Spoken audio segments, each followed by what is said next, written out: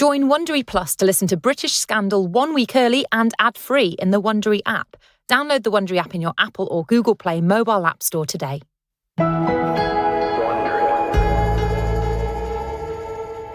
Matt, it's episode 2 and we are still alive. Yes, although I'm more cautious now. I look over my shoulder. I've taken a different route home each day. You've made the changes you needed to make. Yes, I've said goodbye to my family. I will never see them again. I've actually done something similar. I've got rid of all of the green baize tables in my house. They just bring back some bad memories from last week. That's a shame because you had loads. I had loads. I had a disproportionate amount. Shall we dive in? Yeah. It's November the 5th, 2006. Dr. Andres Verches walks through the ward at Barnet Hospital in North London. He's one of the hospital's leading consultant haematologists. He's treated patients with every kind of illness imaginable, but he's never seen anything quite like this. He checks the notes from the clipboard, and Mr. Edwin Carter, 43 years old, brought in 2 days ago with severe dehydration, stomach cramps and vomiting, suspected gastroenteritis. Currently on a course of ciprofloxacin. It's a good, broad-spectrum antibiotic. Whatever Mr. Carter's got, this should sort it out. Except it isn't. Mr. Carter's gaunt and his skin is turning yellow. His white blood cell and platelet count is steadily shrinking. He's agitated and unsettled. And he's still throwing up. Dr. Verges studies the notes again. He's an optimist, but right now, he's at a loss to explain what's making Mr. Carter sick. Mr. Carter's throat is now so swollen he's having problems speaking. But he's determined to say something. So Dr. Verges puts his ear close and listens. Somebody tried to kill me. When Dr. Verges asks who he thinks wants to kill him, the patient whispers, KGB. Dr. Verges reassures Mr. Carter he's safe in this hospital. There are no KGB operatives here.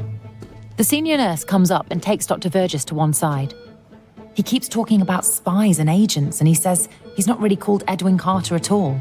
His real name is Alexander Litvinenko, and he says he's been poisoned. Dr. Verges runs his fingers through his hair. Mr. Carter sounds delusional. Still, it can't hurt to send off for blood tests. So that's what he'll do. He'll keep a close eye on him. And with a bit of luck, those meds will kick in very soon.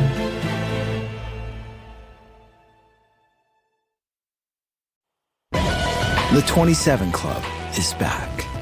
The 27 Club, a serialized podcast about iconic rock stars who died at the age of 27, returns for an all-new season about Amy Winehouse. The 27 Club is hosted by me, Jake Brennan, the creator of Disgraceland, the award-winning music and true crime podcast. Listen to The 27 Club wherever you get your podcasts. Hi, I'm Kelly Martin. I'm Chad Lowe. On our new podcast series, The Big Break, Kelly and I talk with actors and take a deep dive into the magical moments that change their careers and lives forever. Follow The Big Break on Apple Podcasts, Spotify, Amazon Music, or wherever you're listening now.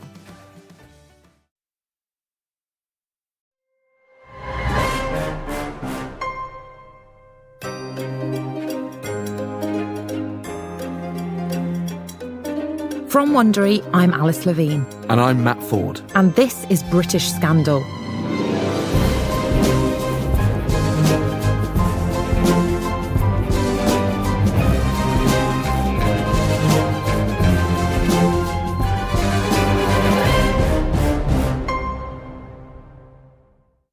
Now, Matt, I hate to put you on the spot, but you have had a week to do your revision. It was a busy one last time. What do you remember from episode 1? I remember Sasha Litvinenko, the FSB officer, denouncing Vladimir Putin for corruption. Correct. He got arrested a few times, gets out of Russia with the help of his friend Boris Berezovsky. Big player. Then there's the whole farce of them trying to poison him.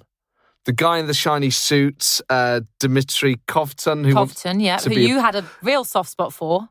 He was the budding pornographer. Yes, they went to a weird nightclub where there was a giant penis on the dance floor. And in the bathrooms, you couldn't avoid them. I think one of the details that stuck with me was the guy wanting to kill Litvinenko, but do it in time to get to the Arsenal game at night. A man after your own heart. Not so much the kind of murderous part, but just, the football part. Oh, yes. Thank the Lord that's the bit I've got in common with him.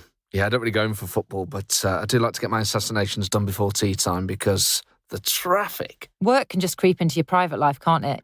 And we left it at a very tense moment. So, shall we jump back in? Yes.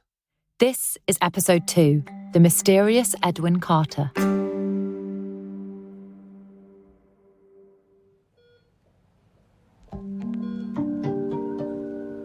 It's the 8th of November.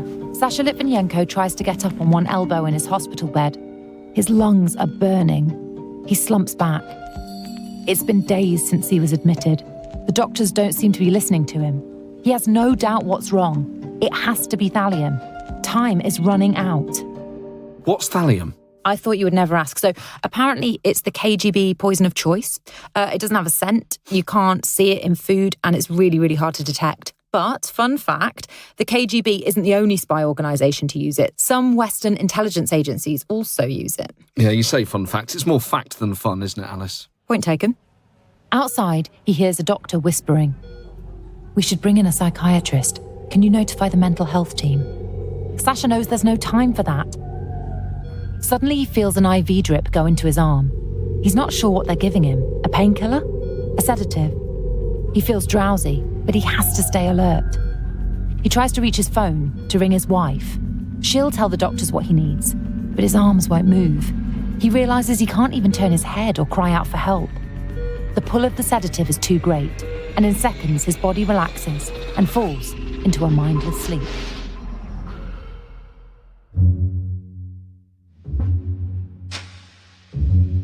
Friday, November the 10th, 2006. Boris Berezovsky lies by a pool in his swimming trunks, sipping a chilled glass of Chateau Petrus. And for those of you that aren't sommeliers, Chateau Petrus is, I think, just a step down from Prosecco on the price list. I believe you're right. Best served room temperature. And with a screw top. He's in Pretoria, South Africa. He's here to see if South Africa will give him citizenship. He knows Putin is getting bolder in taking action against his enemies. He needs another refuge. It can't hurt to have other options beside London. The meeting's not for a few hours yet. Until then, he'll take in some sun by the pool. He's hired a group of women to keep him company. One of them lifts herself out of the water and slinks towards him. Just then, his bodyguard steps in front of him. Hang on a minute. He's hired a group of women to keep him company? Keep him company up. What, like just play games with him? Play with his He-Man figures? Put his sun cream on, do the crossword. Yeah, I mean, I couldn't possibly comment further. So they're at the pool, and the point is the bodyguard has an important message. Sasha Litvinenko called. He's in hospital. He says it's urgent. He's been poisoned. Not Sasha again. He's become a liability. He's paranoid, and this is another of his dramas. None of it helps the fight against Putin. Suddenly, Berezovsky isn't in the mood for sunbathing. He gets up and tells his bodyguard to field all calls from Sasha. In fact, for the remainder of his visit, he doesn't want his name mentioned again. November the 14th, 2006. Dr. Verchis puts a stethoscope on Sasha's chest, listening intently. He's running out of ideas. Everything he's tried so far has failed. One thing's for certain, whatever this is, it's not thallium poisoning. Sasha looks up at him with clear blue eyes. I feel better. But Dr. Verchis knows this can't be true. He's never seen anything like it. Sasha's organs are slowly being destroyed. First his liver, then his kidneys, then his heart. But Dr. Verchis is at a loss. Over the past couple of days, he's tested Sasha for every poison they can think of. But he's found nothing. He finishes his routine checks and is about to head out of the room when Marina stops him. She looks scared. She's holding something in her hand. It's human hair. It's from Sasha. It just fell out when I stroked his head, like a dandelion. And that's when it hits him. Dr. Verchis has seen all these symptoms before, in patients with acute leukemia. But here's the thing, only after they've had 2 weeks of intensive chemotherapy. What was the date he first got sick? November the 1st. It all makes sense. For the past 14 days, his patient has been slowly revealing signs of radiation poisoning. A few hours later, Dr. Verchis is back at his patient's bedside. The Geiger counter looks like a chunky pocket calculator. If he is suffering from radiation poisoning, this will prove it. He runs it gently over Sasha's fragile body. He's sure any minute it'll start to screech. Must have gone off the charts.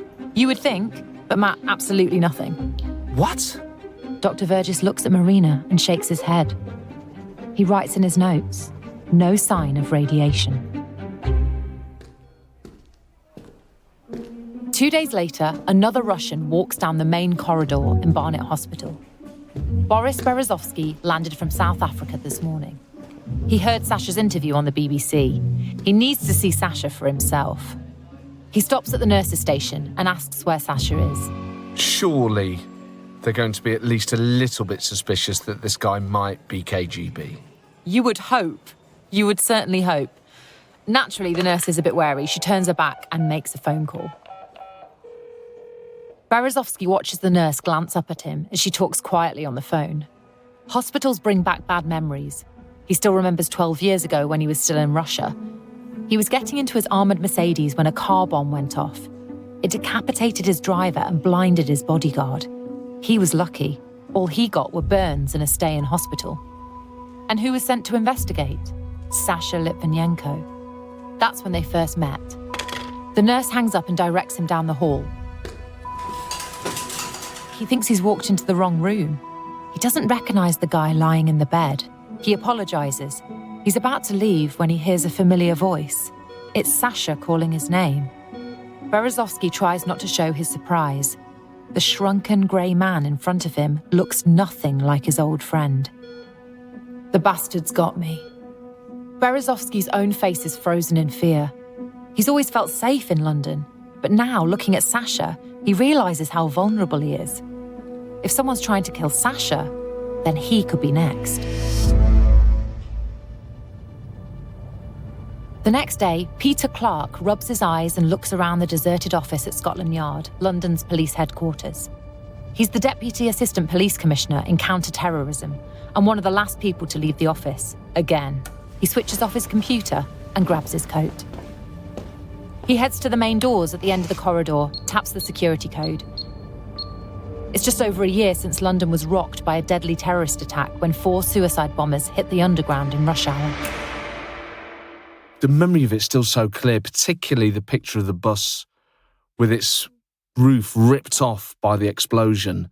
There must have been so much pressure on Clark to show that he could keep the city safe. Definitely. Everything felt so tense, didn't it? 2005 was a very different time to be in the city. Yeah, and the whole country felt on edge because at that point you just thought there's going to be another attack and when's it coming? Absolutely, and that's all on Police Commissioner Clark's shoulders. He's about to step through the door to his office. He turns to see one of his officers. He's just taken a call from a doctor at Barnet Hospital. One of their patients has been poisoned. He's ex-KGB. They think it's radiation poisoning. How sick is he? The doctor says he's in a pretty bad way. Might not survive the night. Clark heads back to his office. Get a specialist interview team over there and send in armed police. I want a 24-hour guard on his room. Clark needs to get as much information from the victim as he can, while he can. And if the victim really is KGB, Clark knows he's heading into a murky world of Russian dissidents. And that means getting to the truth won't be easy. Never is. Hi, I'm Lindsey Graham, and no, not that Lindsey Graham, but host of the podcasts American History Tellers and American Scandal. On those shows, we take a look back into history every week, but history happens every day. So on my newest podcast, History Daily, we do history daily. Every weekday, beginning November 1st, the same day President John Adams first moved into the White House, we'll bring you a slice of the history that happened that day, from the tragic President Kennedy died at 1 Central Standard Time to the triumphant. It's one small step for man, one giant leap for mankind. So whether you're bored at work on May 1st, The United States has conducted an operation that killed Osama bin Laden, or stuck in traffic on August 8th, Therefore, I shall resign the presidency effective at noon tomorrow. remember that something incredible happened to make that day historic. History Daily premieres November 1st. Search for and subscribe to History Daily wherever you get your podcasts.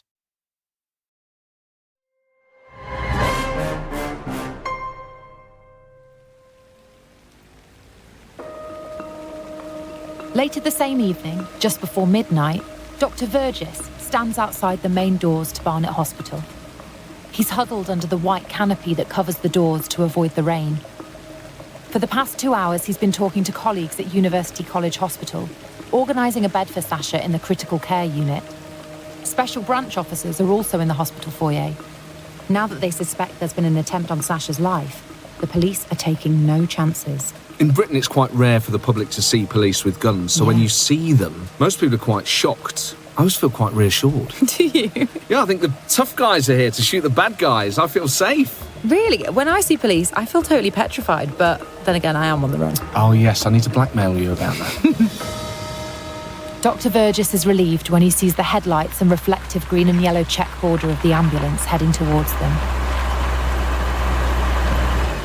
He watches as they gently wheel Sasha onto the hydraulic lift and into the ambulance.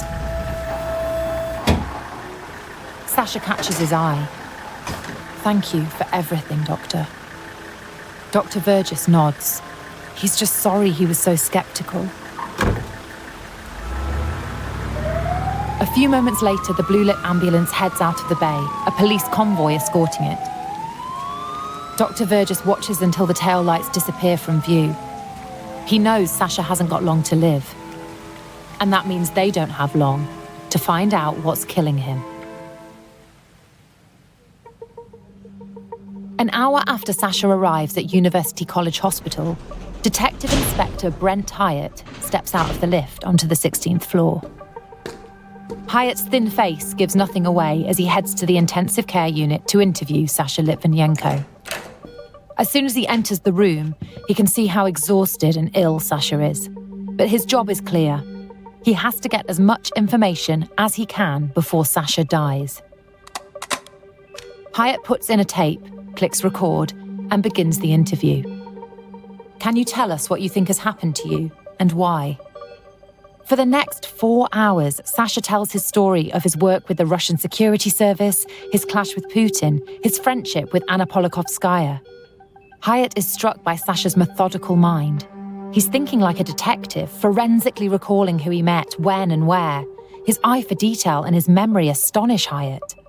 Hyatt realises this isn't the normal scenario of a police officer interviewing a victim. Sasha is a detective too, and he's determined to solve the case. Hyatt puts in a new tape, presses record. Sasha goes through the suspects one by one. "I met up with my business partners, Andrei Lugovoy and Dmitry Kovtun." Those two again. Pair of... I cannot take them seriously. The fact that Kovtun's... I don't want to keep bringing this up. You're obsessed. But that his ambition is to be a porn star. I cannot take him seriously. I'm sure he would kill me. Oh, I mean, given half a chance, especially the amount that you've ragged on his potential future career, yeah. Hyatt asks if there were any other meetings that day. Sasha nods. Mario Scaramella. He wanted to give me some documents on Anna Politkovskaya, the murdered Russian journalist. It was 3 sheets of paper. I remember they were dirty. I hate dirty paper. It's important to keep documents in good order. He also said he had some special information. A list of Russia's targets for assassination, and both of their names were on it. Hyatt gets up. The police have their first suspect, Mario Scaramella. What a name. Great name. Definitely made up name, but great name. Yeah, that's definitely slightly Scaramucci, slightly Scaramanga. It really is. It's got the word scare at the start of it.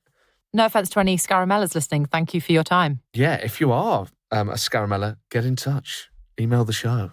Don't write to us on dirty paper, though. We hate it. The next day, Peter Clarke is holding an emergency meeting at the Metropolitan Police's Counter-Terrorism Command Unit at Scotland Yard. This is Peter Clarke, the police commissioner. The very same. Not the other Peter Clarke. He sits down and looks at the array of experts in the room. There's a scientist from the UK's atomic weapons establishment and someone from the Forensic Science Service. Also present are Dr. Nick Gent from Porton Down, the UK's military science facility, and John Goldston, the intensive care consultant looking after Sasha. What a pub quiz team they'd be. They're getting the bottle of wine and 50 quid, aren't they? Absolutely destroy you. I'd walk in there after 3 pints thinking I quite fancy this, and they go, oh yeah, Nick and John are here from Porton Down. Right, we're leaving. And we're never coming back. Clark needs to find out everything he can about Litvinenko's mystery illness.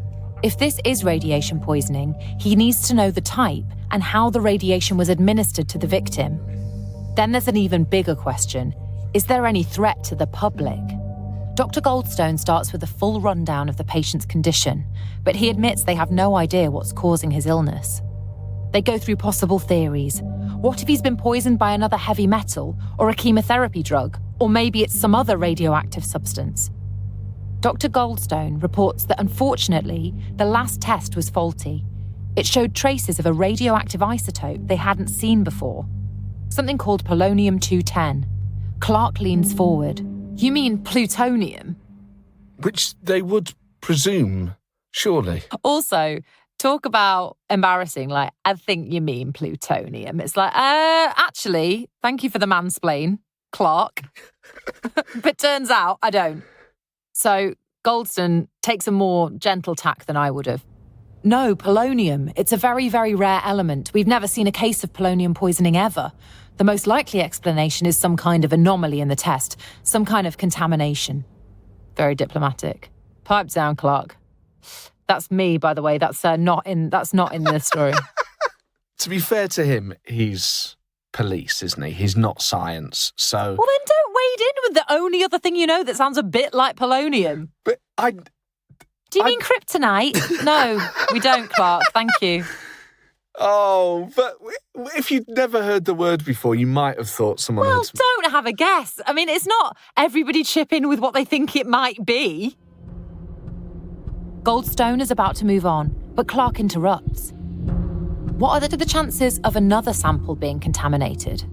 Goldstone looks at the other experts around the room. It's unlikely. Clark gives the order.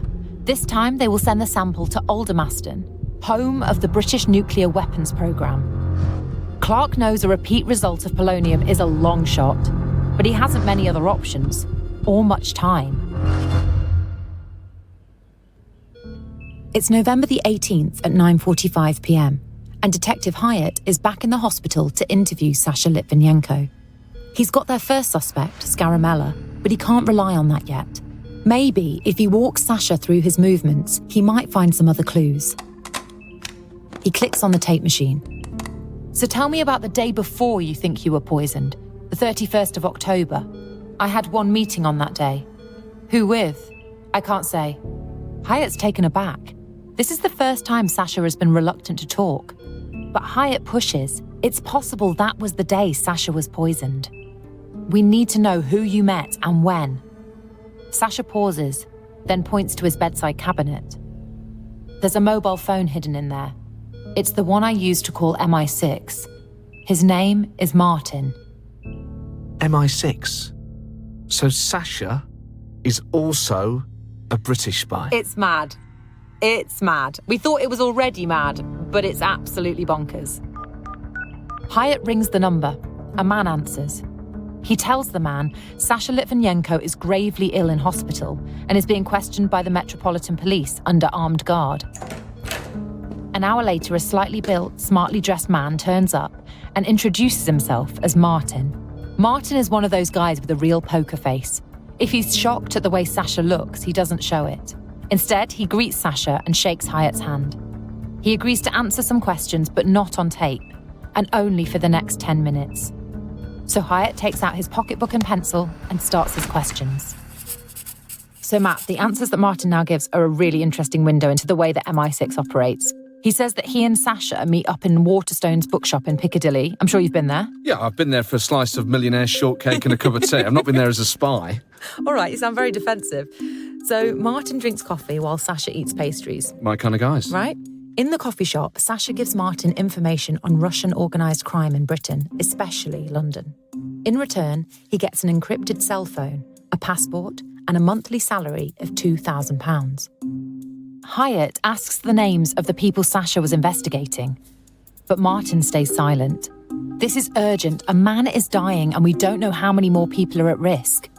Martin simply turns around, walks out, and disappears into the night. It's a dead end. You could run after him. Yeah, if you really want him. Go, Martin! Actually, Martin! What is going on? There's just a couple more things. Where do you think you're going, by the way? This is really serious. The next afternoon, on November the 19th, they have their first suspect. DS Peter Clark is in a police interview room watching Mario Scaramella carefully. He spent years watching the body language of suspects in police interviews. Watching Scaramella is something else. He's wriggling on his seat like he's on hot coals. Scaramella is in his mid-30s with thick dark hair and heavy features.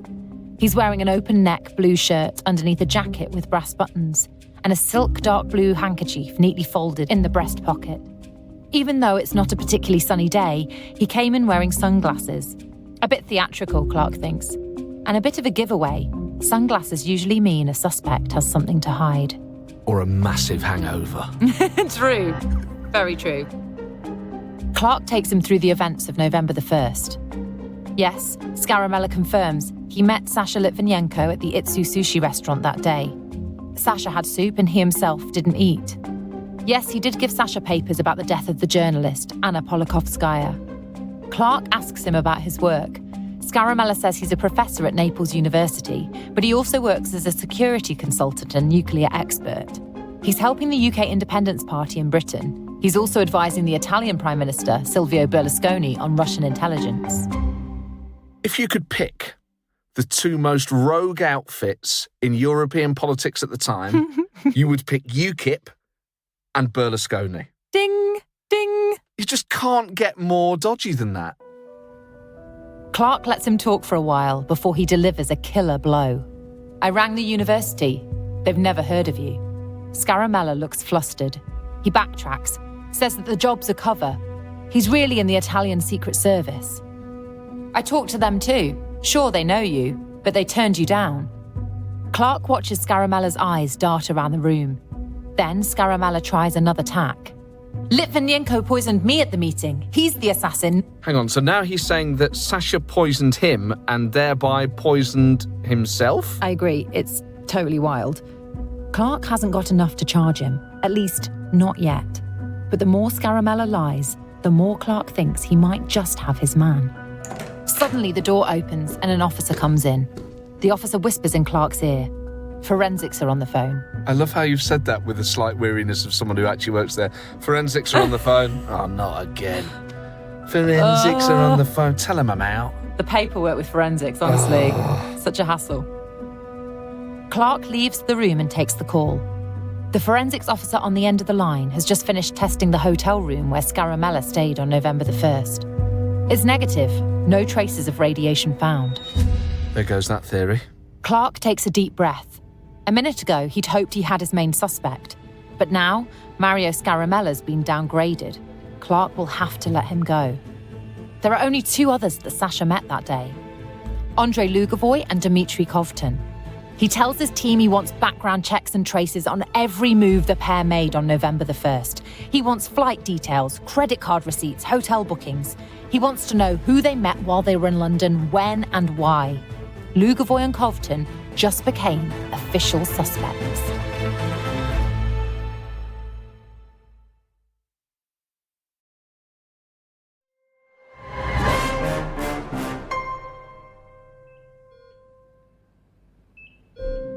It's November 20th, 3:50 p.m, University College Hospital.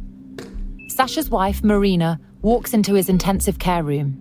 Sasha has a visitor at his bedside, Andrei Nekrasov, a Russian-German filmmaker who's interviewed him quite a bit in the past. Her husband seems animated, in good spirits even. In the past 24 hours, she's seen how his pain has increased, but here he is, clearly glad to see Nekrasov and making a real effort to chat with him, even though his voice is weak. Andrei is going to take my photograph. You need to rest. It'll be too much. I want the world to see what Putin's done to me. She watches as Nekrasov moves around Sasha's bed, taking shots as Sasha looks directly at the camera. This is the one. He shows Sasha the image. There's the briefest flicker of shock as Sasha sees the face looking back at him. It's perfect. Marina looks at the image.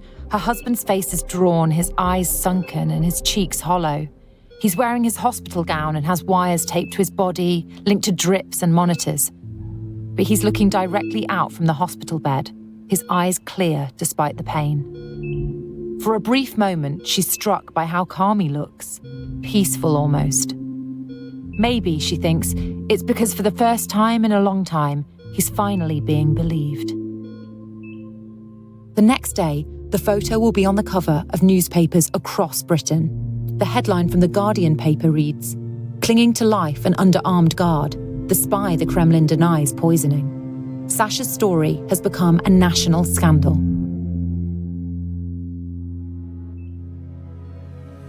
Later that afternoon, D.I. Hyatt is back at Sasha's bedside. He puts a new tape in the machine and clicks it on. He wants to talk about the two men Sasha met at the Millennium Hotel the day he got sick. Hyatt begins, "Can you tell me more about Andrei Lugovoy and Dmitry Kovtun?" Sasha starts to describe his business partnership with Lugovoy. They've been working together about a year now in corporate risk management. His job was to take orders from London-based companies who wanted to do business in Russia. Lugovoy's job was to collect sensitive information in Moscow that the companies could use. "Can you talk me through the meeting on November the 1st in the Pine Bar at the Millennium Hotel?" Sasha remembers Lugovoy was wearing clothes he'd bought 3 months earlier on a shopping trip to Harrods. It was a kind of cardigan, dark blue and orange with grey jeans, fashionable shoes and a big chunky gold watch with a black face. The watch cost $50,000, he told me. How many colours is this guy wearing? He's a mess. I was actually more struck by Sasha's recall. I can't even remember what I wore yesterday. But Hyatt isn't distracted. Hyatt continues. "Can you tell me if you ate or drank anything at the meeting?" "Green tea with honey and lemon. I didn't drink too much. I didn't like it. It tasted odd." He leans closer to Sasha. "Can you remember? In what way would you say it was odd?" "It had a metallic taste. I didn't like it." He's silent for a moment. "It can't be the tea. That would be impossible." "Why would that be?" "Because after this meeting, Lugovoy's family came into the hotel, his wife and his daughters, and his son, 8 years old. He introduced me. I shook the boy's hand. No, it's not possible. Plus, he's my partner. He's my friend." Hyatt lets the words hang in the air. He sees a flicker of doubt cross Sasha's face. The tea did taste strange. The hunt for Lugovoy and Kovtun is on. But there's still no proof that Sasha has been poisoned. That's down to the scientists.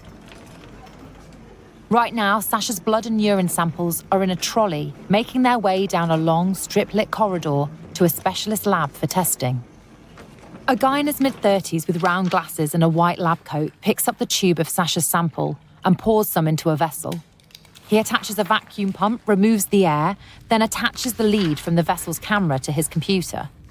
He knows that if there's any radiation, the camera will pick it up and it'll appear on the screen. He's looking for signs of gamma radiation. This is the most obvious thing to look for since most radioactive sources produce gamma rays. And there's nothing, just a small spike, certainly not enough to show anything significant. That tiny spike bothers him though. How can it be there? The most likely explanation is that the sample's been contaminated, but he knows every precaution will have been taken to make sure this isn't the case. Of course, his camera could be at fault, but that's even more unlikely. He calls a colleague over. "Have you cross-referenced the sample and checked the control?"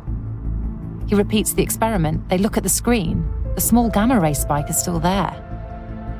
As he stares at the screen, another colleague comes in, an older scientist who usually works at the other side of the site in weapons development. "Have you seen anything like this before?" The older man looks at the screen and pauses for a moment, as if he can't quite believe what he's seeing. "I haven't seen this in years. It's incredibly rare and almost impossible to detect. It emits alpha rays, not gamma. It's called polonium-210. Oh, damn, I was really hoping it was going to be plutonium. I know, but Clark was right to send the sample again for testing. At 3 p.m. that afternoon, the young scientist rings Peter Clark and confirms the sample contains 1 million times the lethal dose of polonium. The fact that the patient survived long enough for this to be detected is nothing short of a miracle. He tells Clark that, of course, as a scientist, he doesn't believe in miracles. Except in this case, there are two. Because polonium is so rare, it's little short of a miracle they discovered it at all. It's just incredible, because had Sasha died, no one would have ever known. And Sasha only doesn't die because he was so fit and healthy. There are theories that many more people have been killed with polonium, but just not detected. It'd be so hard to prove. And obviously, they know it worked, so why wouldn't you use it again? This next bit is crazy. The scientist adds one more thing. This patient is dangerously radioactive. Don't let anyone near him without protective equipment. November 23rd, 8:30 p.m, University College Hospital. Marina sits at Sasha's bedside. So she's got no idea how radioactive he is? No, and she's been there most of the day. And so many other people have interacted with him too. She's exhausted. Sasha had 2 heart attacks through the night. The medical team managed to resuscitate him, but it's pretty clear he's deteriorating.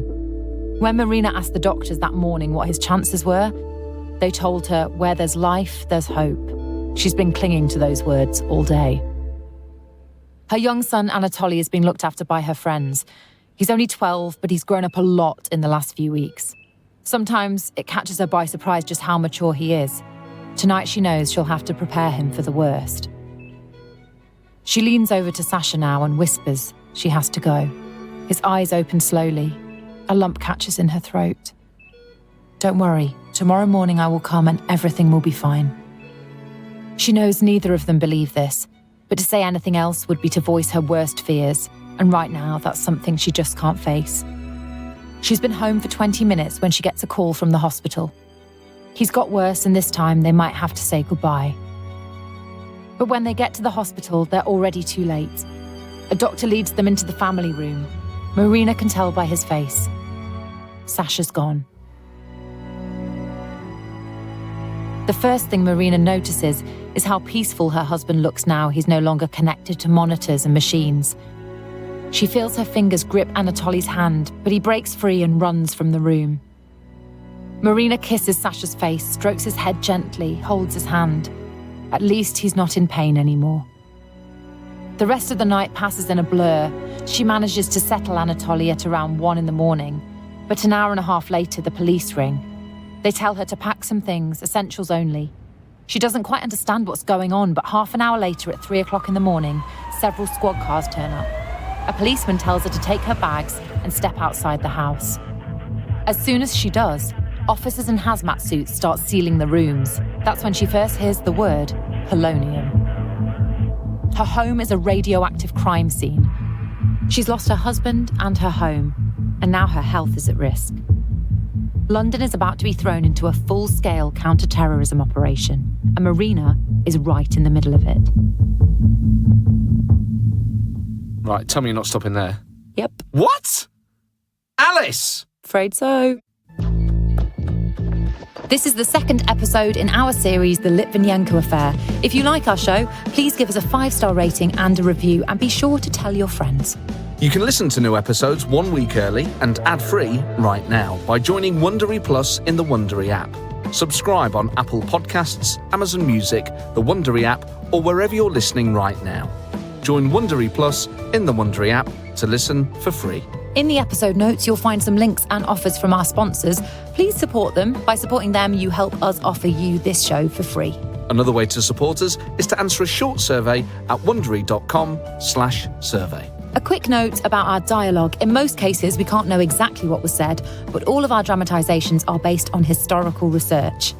If you'd like to know more about the Litvinenko affair, the text of the public inquiry presented to Parliament in 2016 is available online. We also especially recommend the books The Litvinenko File by Martin Sixsmith and A Very Expensive Poison by Luke Harding. I'm Matt Ford. And I'm Alice Levine. Karen Laws wrote this episode. Additional writing by Alice Levine and Matt Ford. Sound design by Rich Ward and Joe Richardson. Our senior producer is Russell Finch. Our executive producers are Stephanie Jens and Marshall Louis for Wondery.